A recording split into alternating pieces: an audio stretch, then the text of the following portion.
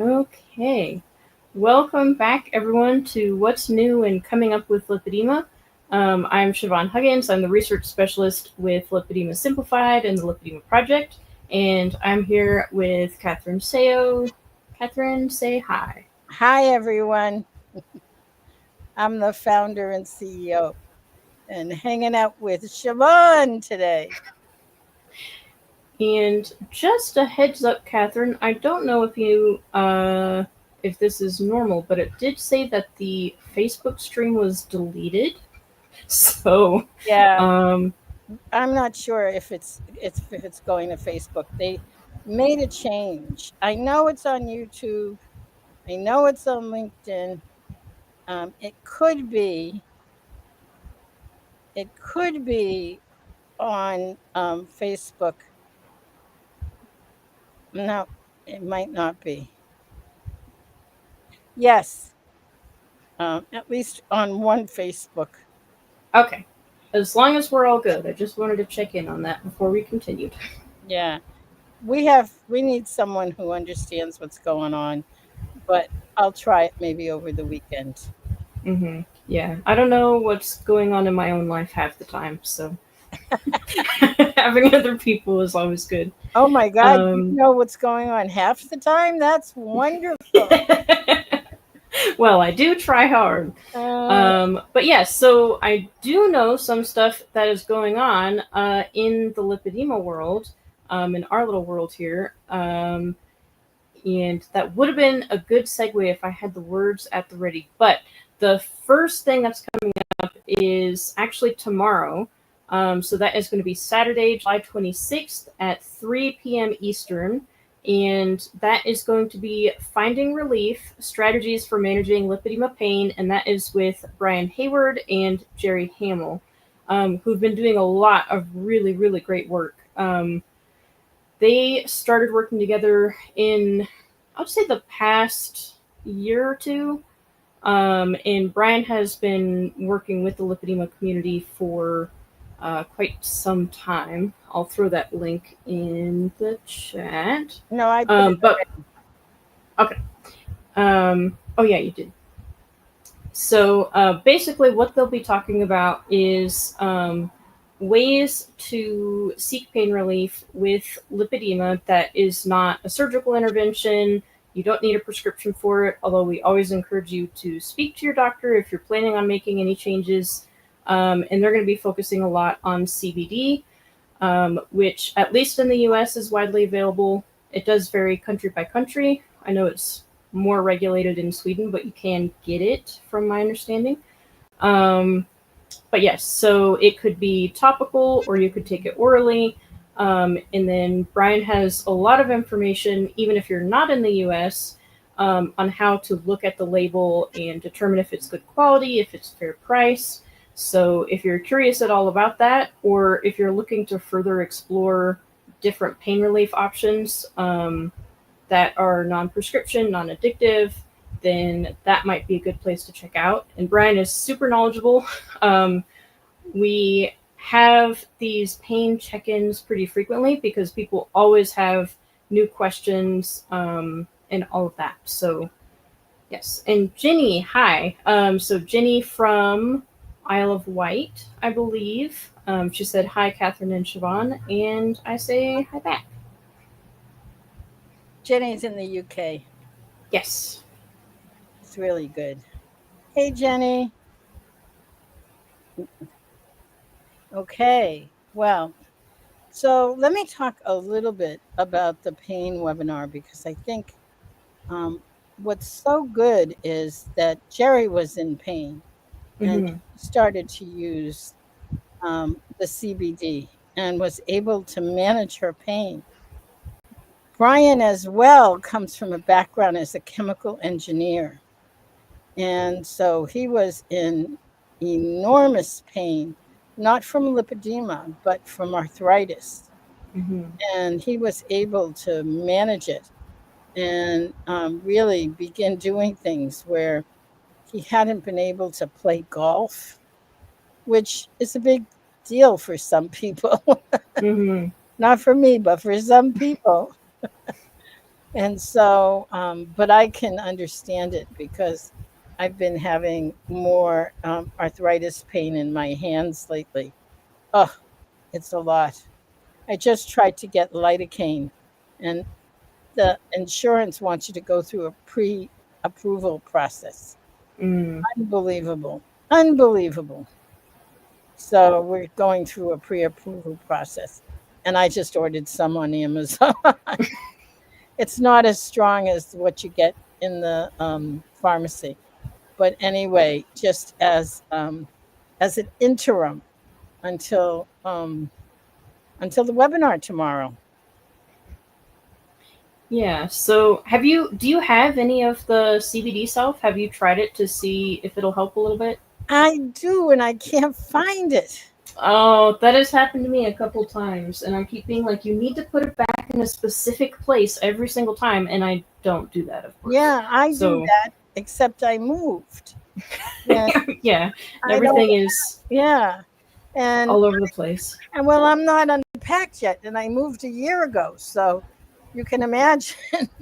Now I'm mostly unpacked, but the bathroom stuff, and I had a lot of that kind of stuff, so it all went into boxes, and then so the bottom line is, it's a little tube like it's a little thing like this. It's like Yeah, this. trying to find that in a huge collection of different stuff is not going to be easy. And Yeah, by the way, I would say being almost unpacked at 1 year after a move is actually pretty good in my yeah, experience. yeah. Thank you. Everybody's got to be sick and tired of hearing me say it, but I am so happy here. Hmm. So, so happy. And I know somehow I have a recollection you're coming for some reason. You're coming to Boston for some reason. What are you coming for? I think it was just a visit. Okay, well, you're going to come down here and visit. But Yeah, I thought there was a reason, but who cares? there might have been something. I think we were talking about something with Matt, and that came up. That might have Yeah, been what it was. yeah, it could be. But anyway, it's so good. Yeah, I am moving next spring, and I'm counting down the days. It's like, okay, it's 9 months. 9 months isn't that bad. 9 months will go by Well, fast. that'll go by fast. Um, Yeah, so tell us where you're moving to. I am moving to South Dakota, one of the states with the largest cattle ranching populations in the United States, which is a good fit for me. There's a local yarn store in the town I'll be moving to. It is very family and child friendly. It is affordable, so I will have room to grow. And it's not super walkable because it is the Midwest, but it is walkable enough for me. And if I want to walk a lot more, I can go into town by bus, which is like 30 minutes. And then there's a park downtown that has waterfalls. So that will be fun. Oh my goodness. Do you know whereabouts in South Dakota you want to start looking? Yes, I actually have a couple different apartment complexes in Sioux Falls. So, Oh, yeah, and that'll be about a 10-hour drive from my parents' place, which is originally I had planned on moving to Montana, and then my mom and my sister both brought up that it would be very hard to visit. And so then I ended up relooking, and I picked South Dakota. So, I did not anticipate going back to the Midwest, but then I was looking at pictures of it. I was like, yeah, I remember this feeling growing up. I know what this is. This is familiar. So I'm actually looking forward to it. I'm very excited. And there's like two or three different um, farmers markets, and there's makers markets, and there's a bunch of stuff that goes on in town, like live music and jazz shows sometimes come in, and ballet sometimes come in to do shows at the pavilion downtown. So yeah, it'll be nice. oh my goodness. It sounds lovely. I'm going to have to Yeah. come and visit South Dakota.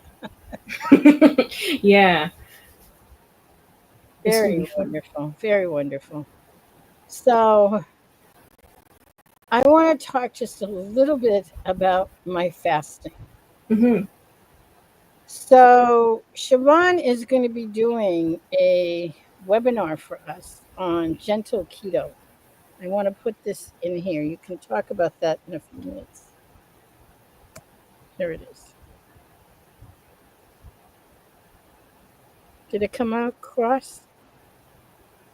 Here it is. Yes. Yep. Okay.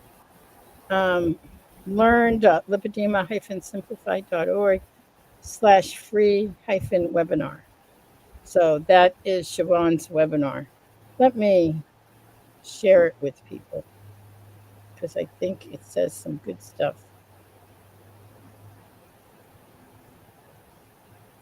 Okay, give me a second. It takes a second for me to switch on over. Okay, here we go. Nope, wrong one.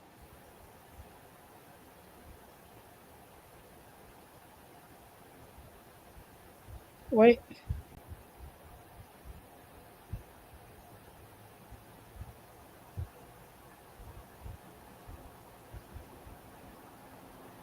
Ah, here it is. Can you guys see this? Yep. Okay. Gentle nutritional self care. Siobhan, why don't we talk a little bit about this? Because this is Yeah. coming up in like 2 weeks. Yep. On August 7th, which is a Thursday at 2 p.m. Eastern. So put it in your calendars and bookmark the link.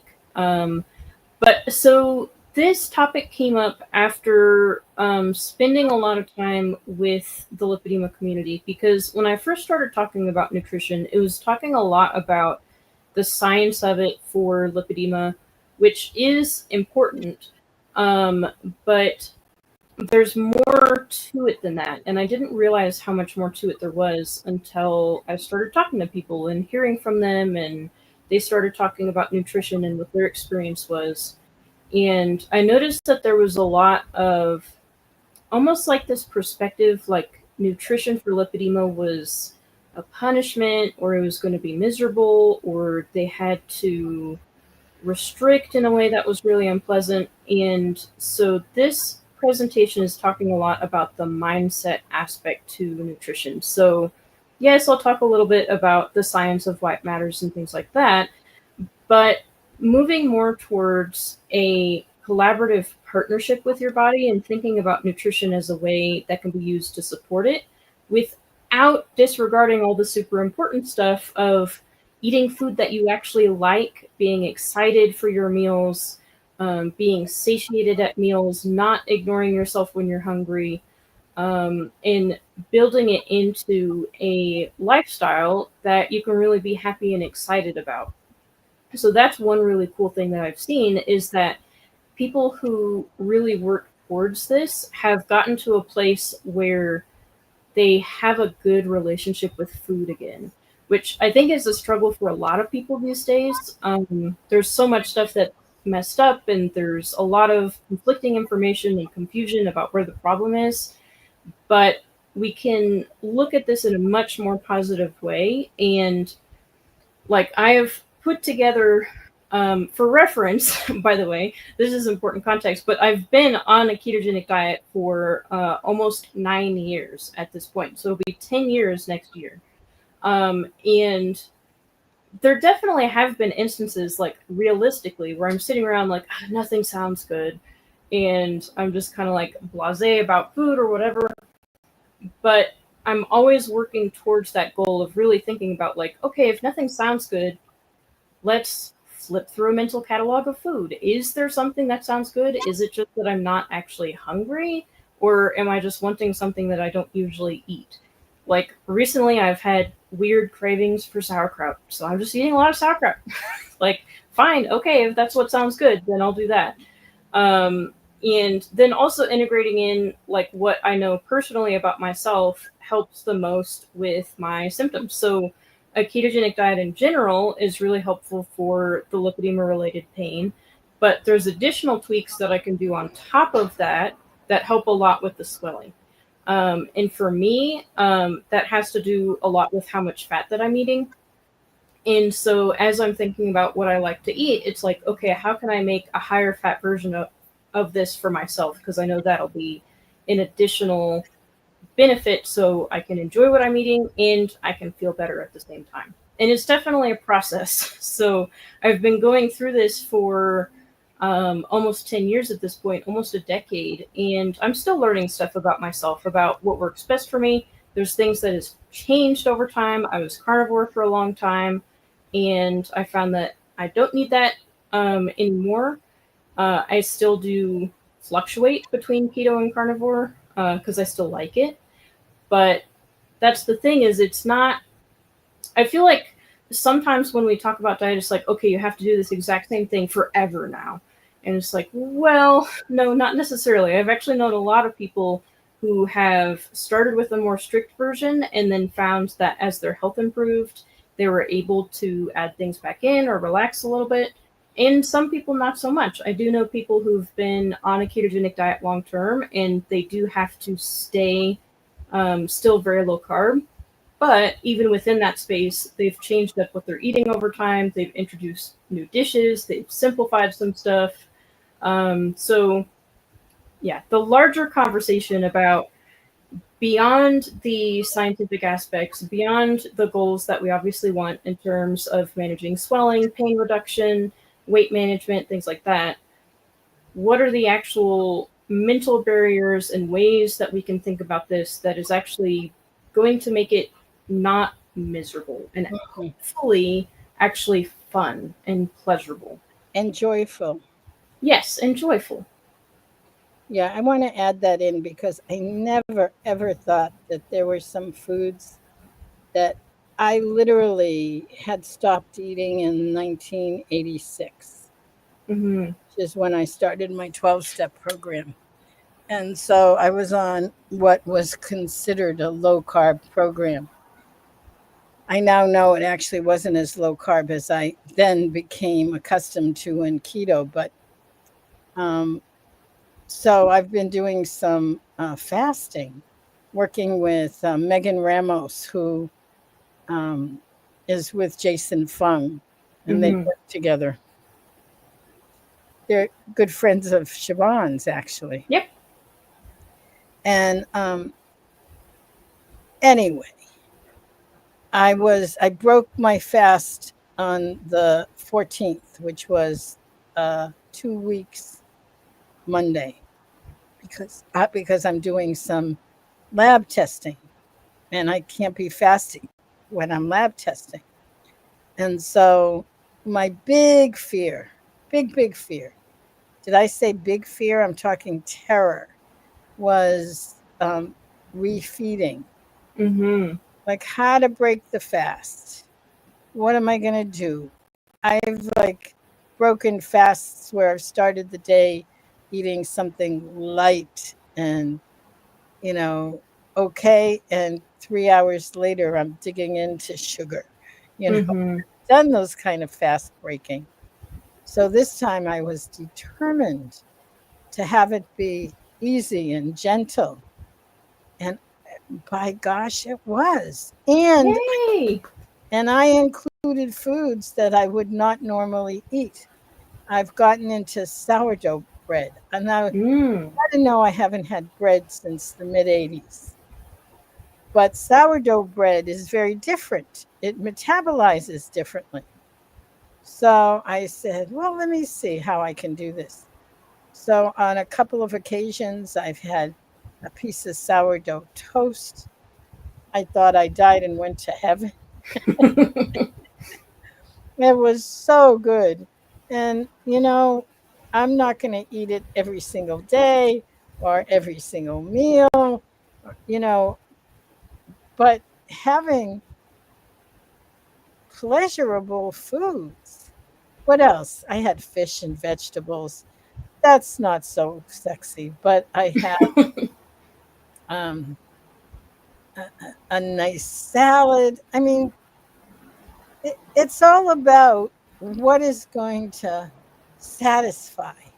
I think Mm-hmm. that's really the message. And I think that's the work that you do with this webinar coming up.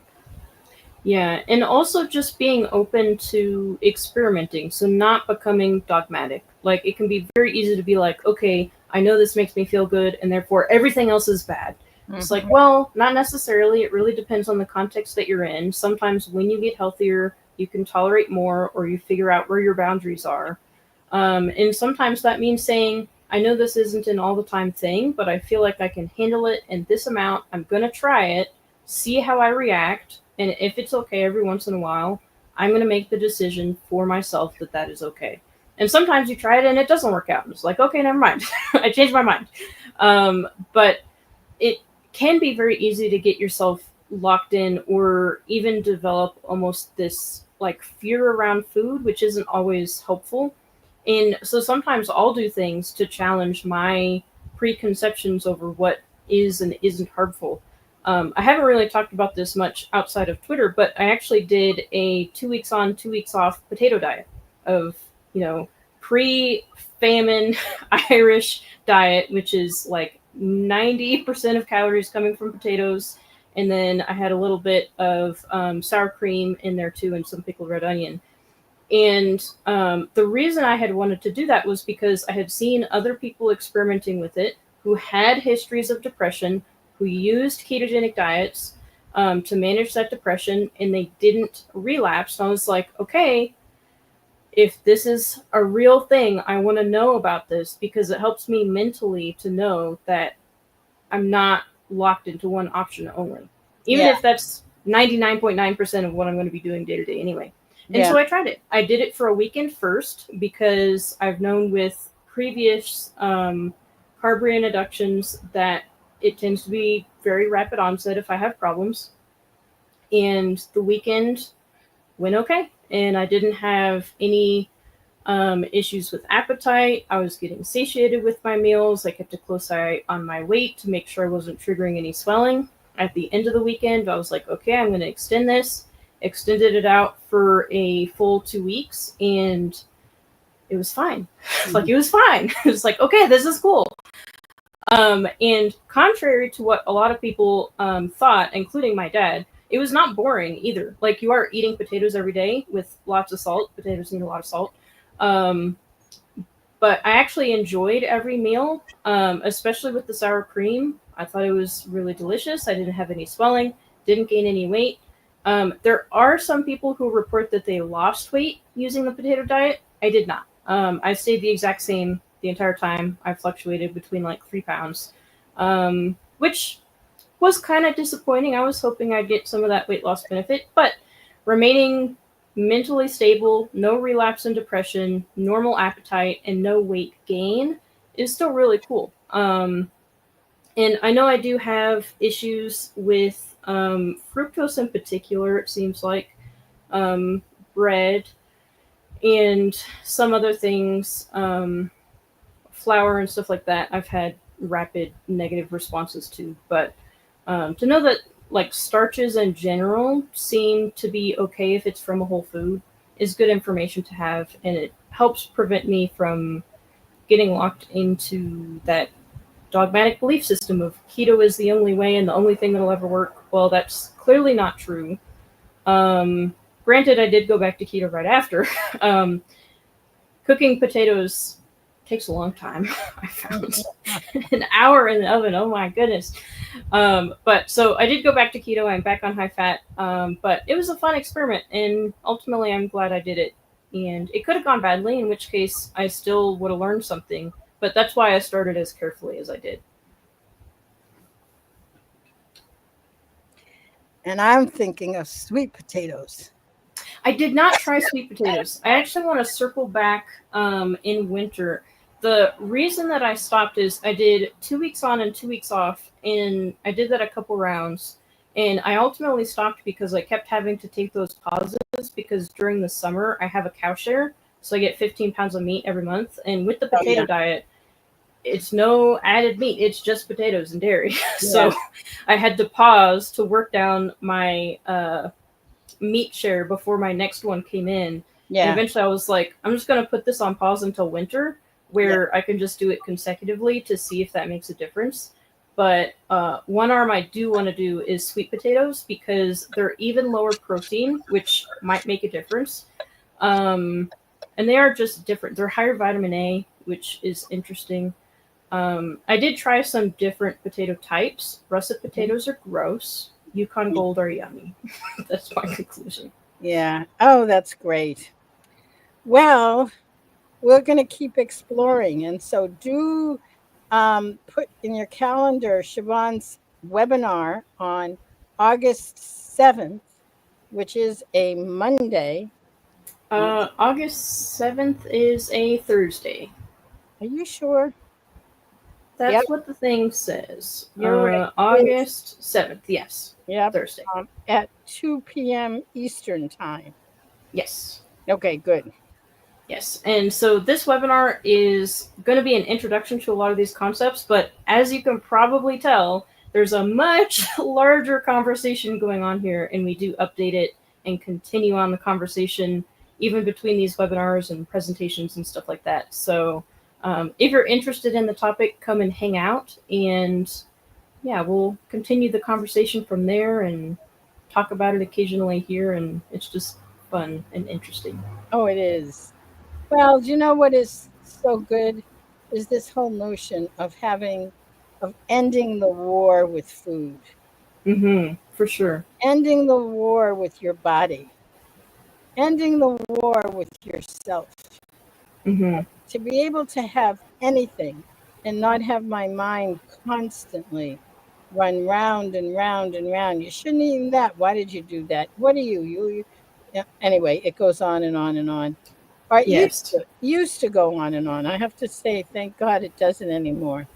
Yeah. And that's the other big thing is that if you are in that spot, you can work on it and come out of it. It is not a permanent place where you live. You can decide to pick up your house and everything you have and move it to a different zip code entirely and say, I'm done with that. I don't want to live in that place anymore. And there's a lot of preparation and work and packing and unpacking that has to go on to possibly slightly extend this metaphor a bit too far. But the point is, it can definitely be done, and we've both had experience with it, and we know Yeah. a lot of people who've also worked on this, and it is so helpful to even just start thinking about possibly what that could look like for you. So do join us, and wherever you are, whether it's morning, afternoon, evening, whether it's Friday, Saturday, or another day, have a wonderful, wonderful next action, whatever Yes. Bye, Siobhan. Bye, See everyone. everybody next time. Bye bye.